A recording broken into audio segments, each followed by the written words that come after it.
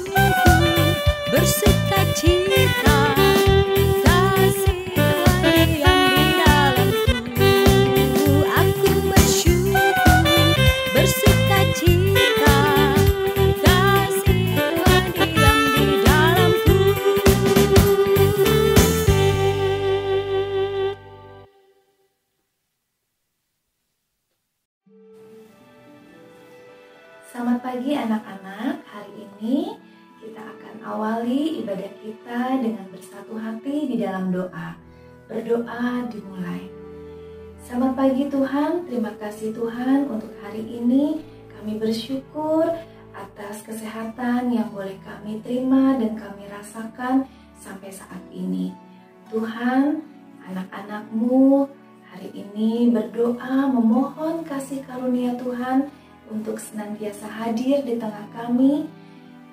Tuhan, kami akan mengawali ibadah kami pada hari ini.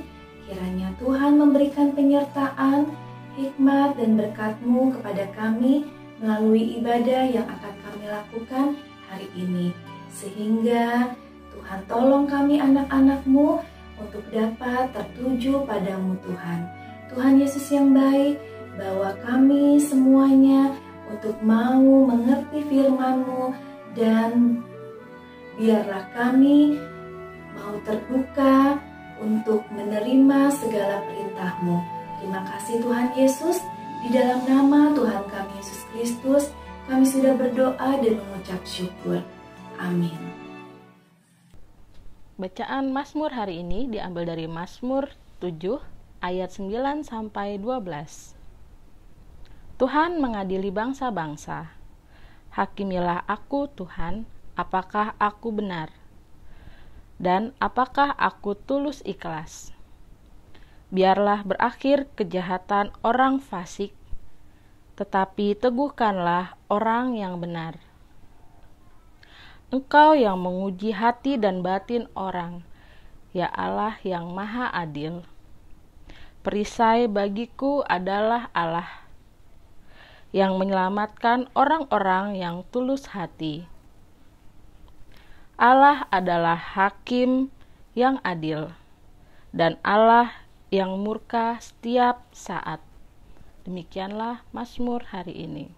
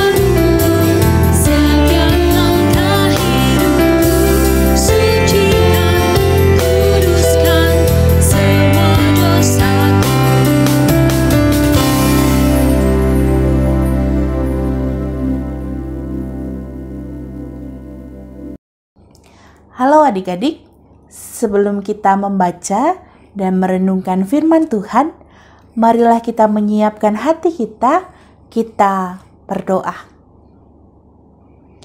Tuhan Yesus yang baik, kami berterima kasih karena pada hari ini Tuhan masih memberikan kami kesehatan.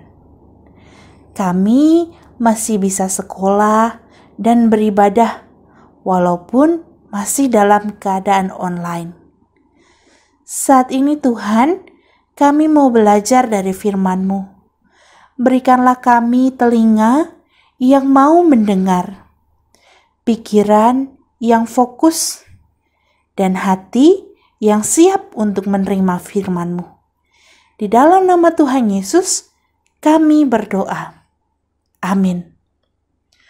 Halo adik-adik semua, bagaimana perasaan adik-adik pada hari ini? Apakah ada dari adik-adik yang merasa happy? Atau ada dari adik-adik yang sedang merasa sedih? Atau ada juga yang sedang merasa bosan karena harus terus-menerus sekolah dari rumah? Adik-adik percayalah, apapun perasaan adik-adik pada hari ini, Tuhan begitu mengasihi kita semua. Oleh sebab itu, pada hari ini Tuhan mau menyapa kita semua melalui firman Tuhan.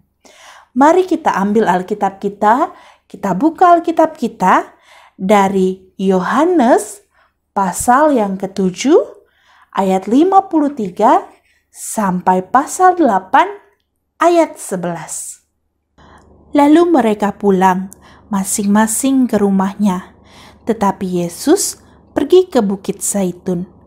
Pagi-pagi benar, ia berada lagi di bait Allah, dan seluruh rakyat datang kepadanya.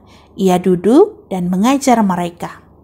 Maka ahli-ahli Taurat dan orang-orang Farisi membawa kepadanya seorang perempuan yang kedapatan berbuat zina. Mereka menempatkan perempuan itu di tengah-tengah, lalu berkata kepada Yesus, "Rabi, perempuan ini tertangkap basah ketika ia sedang berbuat zina. Musa dalam hukum Taurat memerintahkan kita untuk melempari perempuan-perempuan yang demikian. Apakah pendapatmu tentang hal itu?" Mereka mengatakan hal itu untuk mencobai dia, supaya mereka memperoleh sesuatu untuk menyalahkannya. Tetapi Yesus membungkuk, lalu menulis dengan jarinya di tanah. Dan ketika mereka terus-menerus bertanya kepadanya, ia pun bangkit berdiri, lalu berkata kepada mereka, "Barang siapa di antara kamu tidak berdosa, hendaklah ia yang pertama melemparkan batu kepada perempuan itu." Lalu ia membungkuk pula dan menulis di tanah. Tetapi setelah mereka mendengar perkataan itu, pergilah mereka seorang demi seorang, mulai dari yang tertua. Akhirnya tinggallah Yesus seorang diri dengan perempuan itu yang tetap di tempatnya. Lalu Yesus bangkit berdiri dan berkata kepadanya, "Hai perempuan, di manakah mereka? Tidak adakah seorang yang menghukum engkau?" Jawabnya, "Tidak ada Tuhan." Lalu kata Yesus, "Aku pun tidak menghukum engkau. Pergilah dan jangan berbuat dosa lagi mulai dari sekarang." Demikianlah pembacaan firman Tuhan. Berbahagialah setiap kita yang tidak hanya membaca tetapi juga melakukan firman Tuhan. Adik-adik, perkenalkan, nama aku Windy. Adik-adik boleh panggil aku Kak Windy. Aku adalah penatua di GKI. Adik-adik, aku mau tanya nih. Adik-adik tahu tidak ini gambar apa? Gambar apa? Iya, betul. Ini adalah gambar rambu-rambu lalu lintas. Ada yang sudah pernah adik-adik lihat? Biasanya kita lihat rambu lalu lintas itu di mana ya? Di jalan saat kita dalam perjalanan. Kalau rambu yang ini adik-adik tahu tidak? Apa ya arti dari rambu ini? Artinya adalah kita diminta untuk stop. Kita diminta untuk berhenti. Adik-adik, firman Tuhan pada hari ini juga mengajak kita untuk stop. Mengajak kita untuk berhenti. Berhenti dari apa ya? Firman Tuhan pada hari ini mengajak kita untuk berhenti menghakimi. Menghakimi itu apa ya? Nah, kakak ada sebuah cerita. Di sebuah hutan yang rindang, nampaklah kancil sedang kebingungan. Kancil menoleh ke kanan dan ke kiri, mencari seorang teman yang dapat membantunya. Tiba-tiba datanglah kura-kura, dan kancil pun memanggil kura-kura dengan suara yang nyaring. Kancil berteriak, "Kura-kura, kura-kura!" Lalu kura-kura jalan perlahan menghampiri kancil. Kura-kura pun bertanya, "Ada apa, kancil?" Dan kancil menjawab, "Kura-kura, kamu bisa bantu aku enggak? Aku harus pergi menemui gajah. Bisakah kamu membantu aku menjaga apel-apel ini? Aku merasa kesulitan jika harus membawa apel-apel ini. Kamu bisa kan menjaga apel-apel ini?" Kura-kura pun bersedia untuk menjaga apel-apel milik kancil. Kancil pun pergi. Lalu jam demi jam berlalu. Kancil tidak kunjung pulang. Kura-kura mulai kelaparan. Kalau kura-kura pergi, maka bagaimana dengan apel-apel kancil? Tapi kalau dia tidak pergi mencari makanan, maka kura-kura akan kelaparan. Kura-kura pun kebingungan. Akhirnya kura-kura memutuskan untuk memakan satu apel milik kancil. Lalu tak lama setelah itu kancil pun pulang. Kancil melihat yang ada di keranjangnya. Kancil melihat apelnya kurang satu. Awalnya kancil memiliki 5 buah apel. Tetapi kini hanya ada 4 buah apel di keranjangnya. Tanpa bertanya apapun, kancil pun menuduh bahwa kura-kura telah mencuri apel miliknya. Kancil begitu marah kepada kura-kura dan ia mengatakan hal ini kepada gajah, harimau, buaya, dan semua hewan yang ada di hutan. Kancil mengatakan bahwa kura-kura telah mencuri apel miliknya. Kancil mengajak semua hewan di hutan untuk memusuhi kura-kura dan untuk tidak berteman lagi dengan kura-kura. Karena kura-kura adalah pencuri apel. Lalu kura-kura merasa begitu sedih karena tidak ada lagi yang ingin bermain dengannya. Nah, adik-adik, dari cerita yang sudah kakak sampaikan, menghakimi dapat diartikan sebagai sebuah tindakan menghukum orang lain menurut ukuran atau standar diri kita sendiri. Dan dalam bacaan Alkitab kita pada hari ini, kita melihat bagaimana para ahli Taurat dan orang-orang Farisi hendak menghakimi perempuan yang sedang kedapatan berbuat dosa. Perempuan itu didapati sedang melakukan kesalahan, sedang melanggar perintah Tuhan. Oleh sebab itu, para ahli Taurat dan orang-orang Farisi membawa perempuan ini kepada Yesus, dan mereka hendak melempari perempuan ini dengan batu.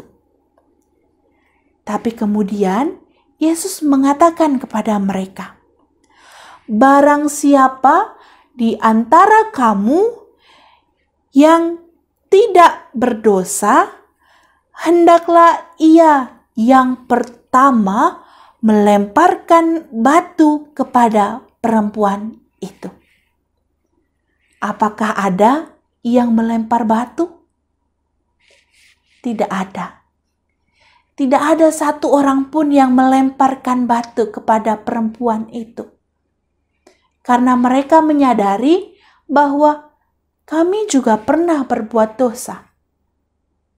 Lalu kemudian mereka pergi seorang demi seorang meninggalkan perempuan itu. Adik-adik, melalui kata-kata ini, Yesus hendak mengatakan kepada mereka bahwa mereka semua juga pernah melakukan dosa. Mereka semua juga pernah berbuat salah, pernah melanggar perintah Tuhan. Oleh sebab itu, menghakimi perempuan itu dengan cara melemparinya dengan batu bukanlah tindakan yang tepat. Lalu, tindakan seperti apa yang harusnya kita lakukan ketika kita melihat orang lain atau teman kita melakukan kesalahan? Ketika kita melihat orang lain berbuat dosa, ketika kita melihat orang lain melanggar perintah Tuhan, apalagi ketika ada orang yang pernah berbuat salah kepada kita, maka apa yang akan kita lakukan? Apakah kita akan memusuhinya, menjelek-jelekannya, menghukumnya? Apakah kita sama seperti si kancil yang memusuhi kura-kura dan mengajak yang lain untuk ikut memusuhi kura-kura? Atau seperti ahli Taurat dan orang Farisi yang mau melempari perempuan itu dengan batu? Tindakan apa yang harus kita lakukan? Adik-adik, mari kita lihat pada apa yang dilakukan oleh Yesus kepada perempuan itu. Yesus berkata kepada perempuan itu, "Aku pun tidak menghukum engkau." Adik-adik, melalui perkataan ini kita dapat memahami bahwa Yesus tidak menghakimi perempuan itu, tetapi Yesus mengampuni dosa perempuan itu. Yesus mengampuni setiap kesalahan yang dilakukan oleh perempuan itu. Ia mengasihi perempuan itu. Oleh sebab itu ia berkata kepada perempuan itu, "Pergilah dan jangan berbuat dosa lagi." Adik-adik, mari kita juga melakukan apa yang dilakukan oleh Yesus. Ketika kita melihat orang lain atau teman kita melakukan kesalahan, jangan kita menghakimi dia. Jangan kita menjauhi dia, tidak mau berteman dengan dia, menjelek-jelekan dia, bahkan mencari teman untuk memusuhi dia. Jangan ya. Tetapi marilah kita mengampuni dia. Kita memaafkan kesalahannya. Dan kita selalu berusaha untuk menjadi teman yang baik bagi dia. Lalu, misalnya ketika suatu saat nanti kita melihat ada orang sedang dibuli, sedang dijelek-jelekan, jangan ikut-ikutan membuli. Jangan ikut-ikutan menjelek-jelekannya. Tetapi kita harus mengasihinya. Kita kalau bisa bahkan kita harus membela dia. Lalu ketika adik-adik yang sudah punya sosial media, ketika adik-adik bermain sosial media, janganlah meninggalkan komentar-komentar yang negatif. Tinggalkanlah komentar-komentar yang positif, yang membangun teman kita, yang memberikan semangat kepada teman kita. Adik-adik, marilah kita berhenti menghakimi. Dan marilah kita mulai untuk mengasihi. Tuhan Yesus memberkati kita. Amin.